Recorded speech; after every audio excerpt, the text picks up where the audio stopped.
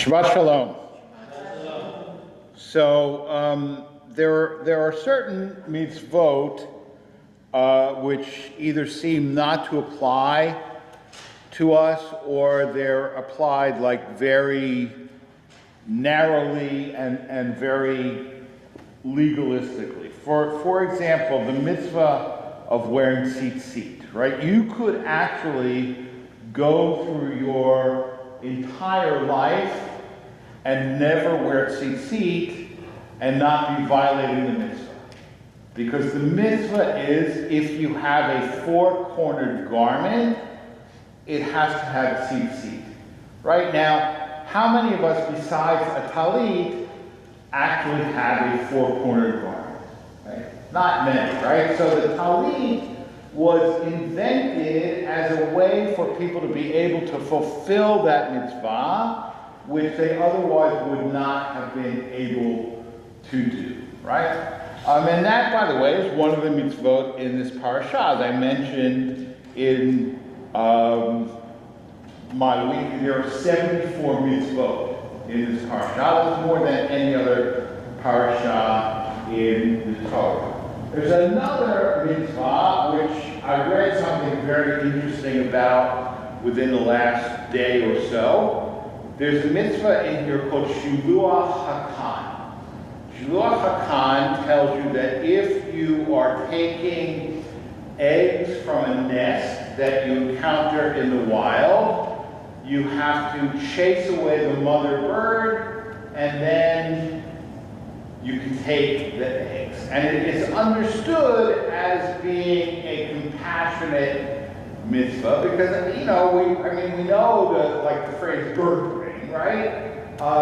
And I guess the assumption is the mother, she won't be traumatized by seeing her eggs taken. And then when she comes back to the nest and there's no eggs, she won't remember that there were eggs there, and she won't, at least that's the assumption, okay? Is it true or not? I don't know. I'm not an expert in bird memory, right? But I think the idea is to inculcate compassion, right? Just that if we're supposed to be compassionate towards a bird, all the more so towards our fellow human being, right?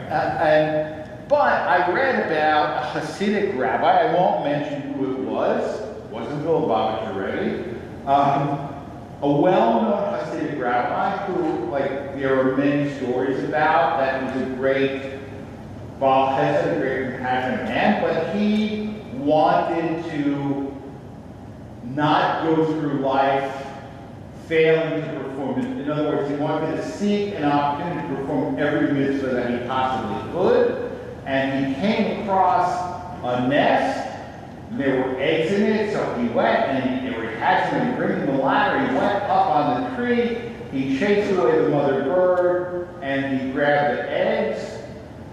And then it's now what am I supposed to do with these eggs?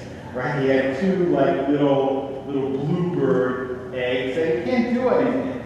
Right? So maybe he shouldn't have fulfilled that mitzvah, right? It just seemed to almost be like an unnecessary thing, right? But there is another such mitzvah in the Torah, in the parasha this week, that you also might think would have gone out of use or almost out of use, okay? It is the mitzvah of ma'akeh.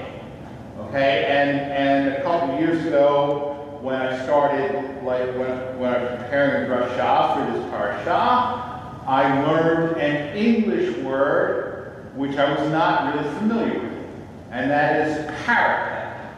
Okay, what is a parapet? A parapet is a low wall that you build around your roof if you have a flat roof. Okay, and there is a mitzvah in this parasha to build a parapet. If you build a house, you have to build a parapet around your roof. Now, the assumption of that is that you're talking about a flat roof, right?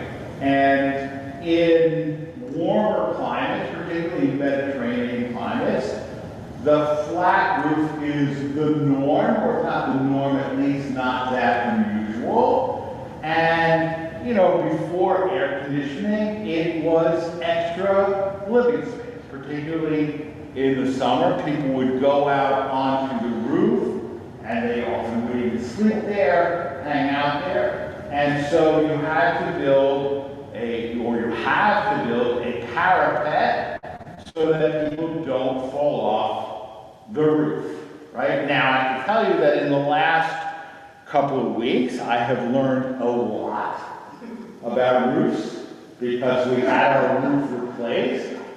They finished Thursday, but then came back yesterday because there were a couple of issues and whatever. And I learned a lot about roofs, more than I had ever really hoped to know. But, you know, and the different guys are quoting different, and it includes this, and it includes this, but it doesn't include this.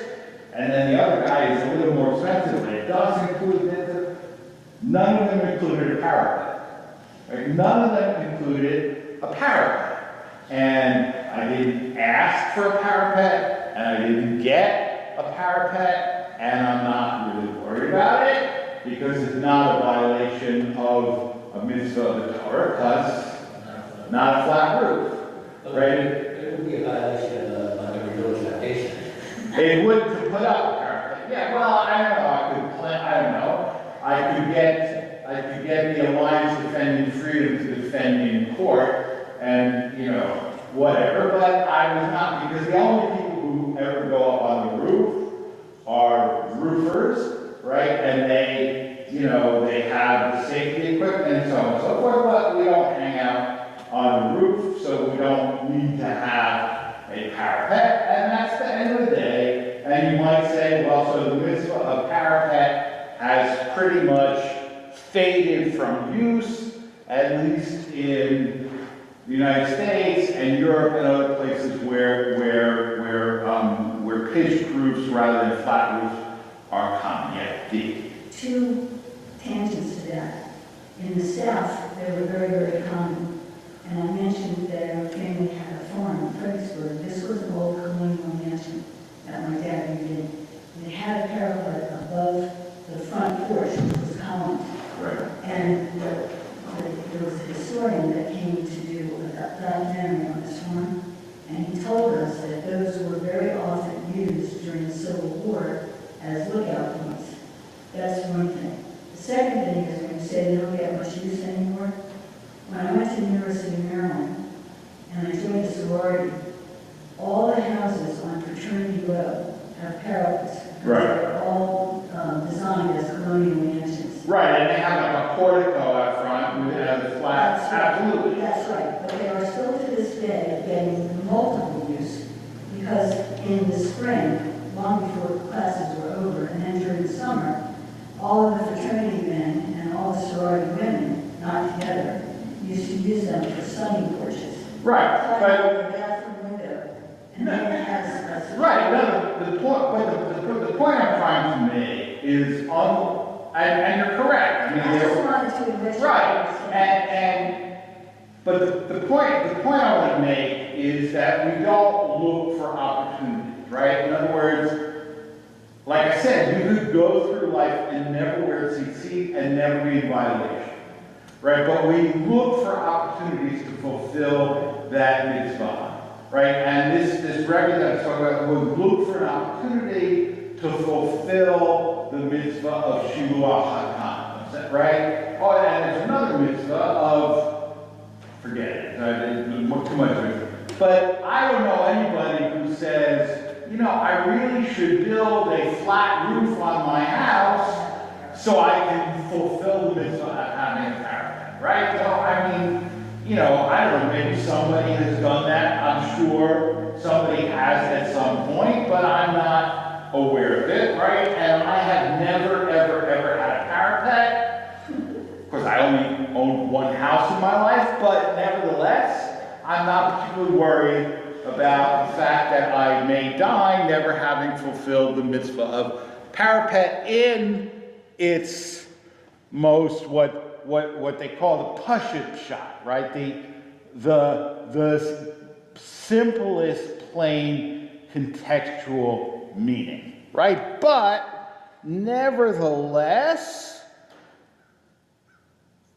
the rabbis took this mitzvah almost from the very beginning, from the Talmud, and they expanded it much more broadly because they looked at the intent. The intent is if you have created a situation that is potentially dangerous, you have to erect safeguards, right? So they expanded it not only to a roof, but if you have a cistern or a pit in your yard, you have to keep it covered, or else build a ma'akeh, right? If you have a broken, a parapet, if you have a broken stair in the entrance to your house, you have to fix it, right? If you have an aggressive dog, right, that bites people, you have to keep it restrained, right? And Maimonides writes in the Mishneh Torah, it is a positive commandment to remove any obstacle that could pose a danger to human life and to guard against it with the utmost care. Anyone who leaves a hazardous condition creates a stumbling block and violates a negative commandment. Right? And in the Shulchan Aruch, in Choshen Mishpat 427, it says, likewise, one has a positive duty to remove and guard oneself of any life-threatening obstacle. As it is said, beware and guard your soul. If one did not remove said obstacles, you have canceled a positive commandment and transgressed. Do not bring blood guilt. Okay? And so in the Torah, there are other things that they prohibited. You can't put your mouth to a pipe and drink water from the pipe. Okay? That is forbidden by the Torah according to the rabbis. You can't drink from a river or a pond at night because you might swallow some critter without seeing it, right? During the day you can, because you can see, they specifically said a leech, right? If you swallow a leech, that would be not so good, right? But if someone says, I am taking this risk upon myself and it doesn't involve others, or I'm not concerned with this, he receives the punishment for rebellion. Okay, actually the rabbis can take him out and have him flogged. Okay, again, like I said last night, unfortunately the rabbis can't put people in jail anymore for violating what the rabbis tell them to do. We can't have people flogged either. I don't know what kind of world we've created, but this is the fact. But according to the Torah, the person could be flogged for doing any of these things, but someone who's careful about these things will receive a blessing, right? So it's not just about building a parapet, a guardrail, in the Hebrew ma'akeh, around your roof.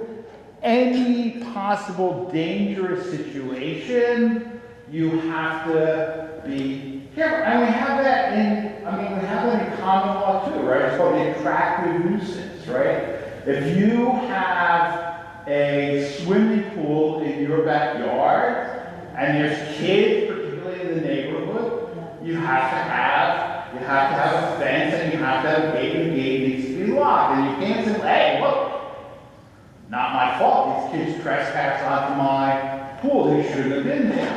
And their parents should have kept an eye on them, right? All of which is true. But if a kid falls into your pool and drowns, you're going to be held responsible.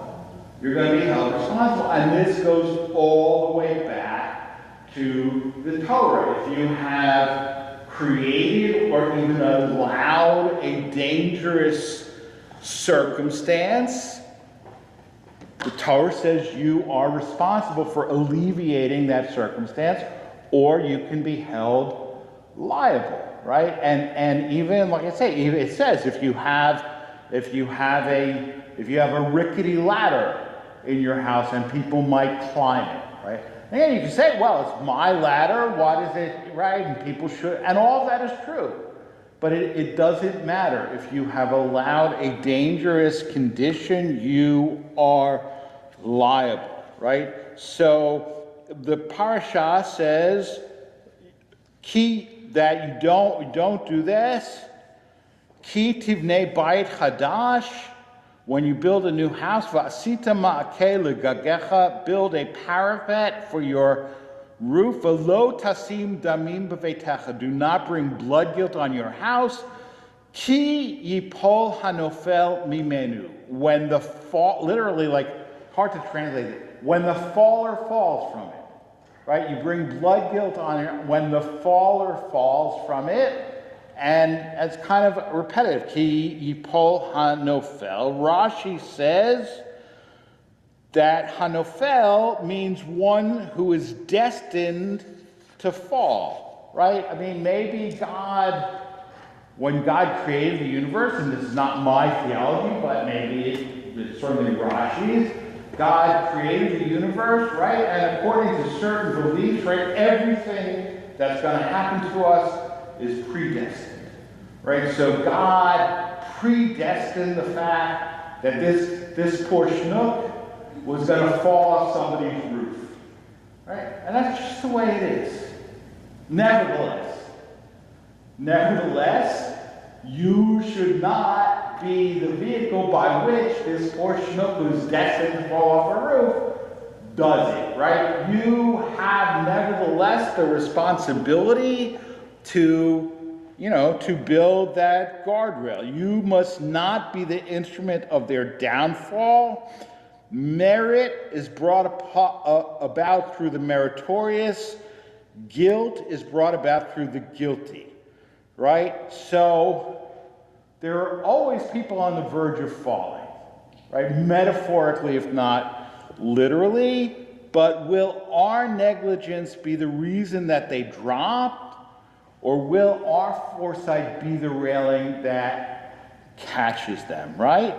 And so, I think when we hire a guard and we have cameras and I act like a nudnik and remind people, do not leave doors propped open, okay? And I think I finally got through to people. I haven't seen a door propped open now for a while, right? That is fulfilling this mitzvah, right? Not to leave a dangerous situation, right?